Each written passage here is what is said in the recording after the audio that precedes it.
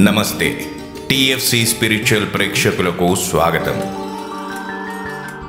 పెద్దలు ఏది చెప్పినా మన మంచికే అంటారు. పెద్దలు చెప్పిన ప్రతి మాట శాస్త్రాలలో వివరించబడింది. ముఖ్యంగా ఆడవారు చేసే పనులు, చేయని పనులు గురించి శాస్త్రాలలో చాలా క్షుణ్ణంగా వ్రాయబడింది. వాటిలో అతి ముఖ్యమైనది ఆడవారి కాలి బొటనవేలు గురించి. సాక్షాత్తు రాజరాజేశ్వరీదేవి బొటనవేలికి విధి రాసిన తలరాతను సైతం మార్చే శక్తి ఉంటుందని మన పురాణాలు చెబుతున్నాయి. మన హిందూ సాంప్రదాయం ప్రకారం ఆడవారిని దేవతామూర్తులుగా చూస్తారు.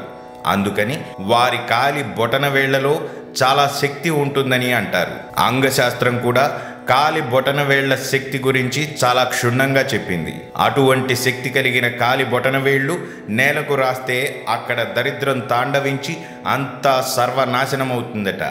దీనికి ఆధారంగా సాక్షాత్తు ఆ మహేశ్వరుని ధర్మపత్ని దక్ష ప్రజాపతి పుత్రిక దాక్షాయని కథను చెబుతున్నారు. ఒకసారి సతీదేవి తన తండ్రి అయిన దక్ష ప్రజాపతి నిర్వహిస్తున్న యాగానికి వెళ్ళదలిచింది. దక్ష ప్రజాపతికి శివుని మీద ఉన్న కోపంతో శివుణ్ణి ఆహ్వానించకుండానే యాగం చేయదలిచాడు. ఆ యాగానికి తన చెల్లెళ్ళందరూ వెళుతున్నారు. తాను వెళ్ళకపోతే బాగోదు, పుట్టింటికి వెళ్ళడానికి పిలుపు అవసరం లేదని పిలవని పేరంటానికి శివుడు వద్దని వారిస్తున్నా ఆయన మాట వినకుండా దక్ష యజ్ఞానికి వెళ్ళింది. అక్కడ దక్షుడి చేత తీవ్రమైన దూషణలకు గురైన సతీదేవి తనని తన భర్తని ఉద్దేశించిన దూషణలను తట్టుకోలేక తన కాలి బొటనవేలితో నేలపై రాయగానే అక్కడ అగ్ని పుట్టి ఆ అగ్నిలో కాలిపోయింది. అది తెలిసిన మహేశ్వరునికి విపరీతమైన కోపం వచ్చి ప్రళయతాండవం చేసి తన ప్రమథ గణాలతో దక్షుడిని ఆ ప్రాంతాన్ని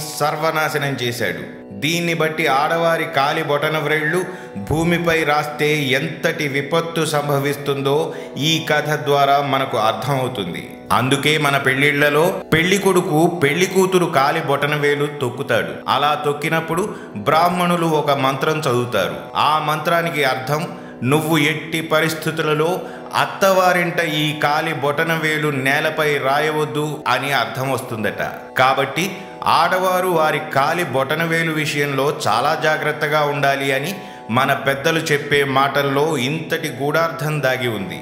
సర్వే జనా సుఖినో భవంతు. మరిన్ని మంచి విషయాలతో మళ్ళీ మీ ముందుకు వస్తాను. మరి ఆ వీడియోస్ చూడాలనుకుంటే మా ఛానల్ని సబ్స్క్రైబ్ చేసుకోవడం మాత్రం మర్చిపోకండి.